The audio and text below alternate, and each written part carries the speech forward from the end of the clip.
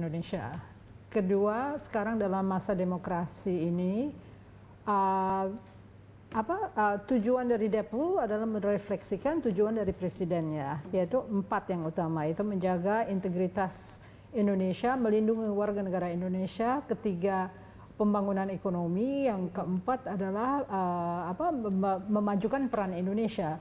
Jadi kalau dilihat dari jawaban yang diberikan oleh Yusron dalam tweetnya itu atau ucapannya, tentunya akan bertentangan dengan citra Indonesia sendiri. Kalau kita ingin menjaga peran kita di dunia, citra apa yang diwakilkan oleh seorang duta besar yang menyatakan bahwa warga negara Indonesia pantas dibasmi, gitu kan ya?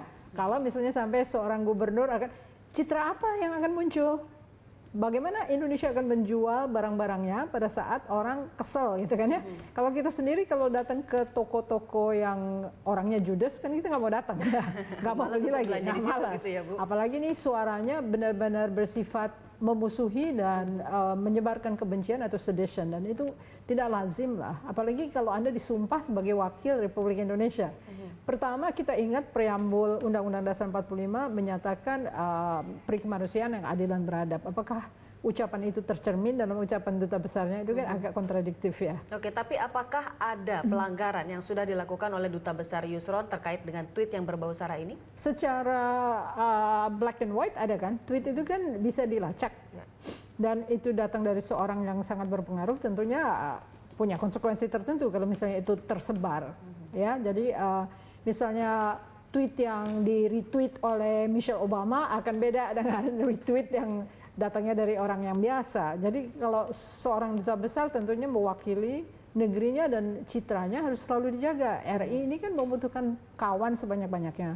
Karena pada saat ini ekonomi dunia juga sudah tidak terlalu mulus ya. Jadi kalau misalnya Indonesia ingin bercitra baik, sebaiknya bukan kesan-kesan seperti negara-negara Timur Tengah gitu yang penuh pembunuhan, penuh pembantaian. Jadi jangan lagi diulang pada saat kita menjadi pilihan dari beberapa negara untuk berinvestasi di Indonesia. Saya kira itu sangat buruk ya. Berarti sebagai seorang duta besar ada fungsi dan juga tugas duta besar yang sudah dilanggar oleh Dubes Yusron. Sudah, karena sebetulnya yang pertama adalah menjaga peran Indonesia. Nah, peran Indonesia bagaimana kalau misalnya secara domestik dia tidak bisa menggambarkan bahwa domestiknya itu cukup menjanjikan, ya.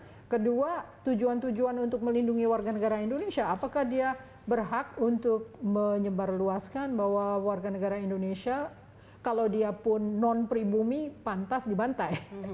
Atau diekspektasi bahwa di Indonesia akan dibantai karena orang yang non pribumi akan menjadi gubernur.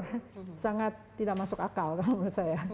Ada juga pembelaan yang menyatakan bahwa tweet Dubes Yusron ini sebetulnya kan hanya mengomentari dari perkataan mantan Wakil Kepala Staf TNI Angkatan Darat Letnan Jenderal Purnawirawan Johannes Suryo Prabowo. Artinya itu hanya sebuah komentar begitu, bukan murni berasal dari Dubes Yusron sendiri. Bagaimana Anda melihatnya? Apakah kita harus berkomentar kepada semua pernyataan orang lain? Itu kan pertama. Dan ada tugas khusus dari seorang wakil negara. Kalau wakil negara saja sudah tidak bisa dipertanggungjawabkan tindakannya, sebaiknya dipanggil pulang. Itu adalah langkah yang paling tepat menurut Anda?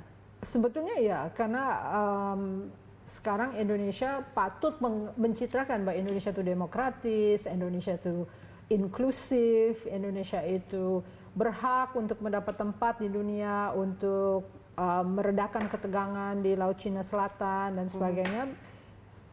Ditambah-tambah begini, bayangkan saja mungkin Abu Sayyaf juga tidak akan melepaskan orang Indonesia karena sudah disandera oleh mereka. Ya kan itu kesan dari sebuah negara ya.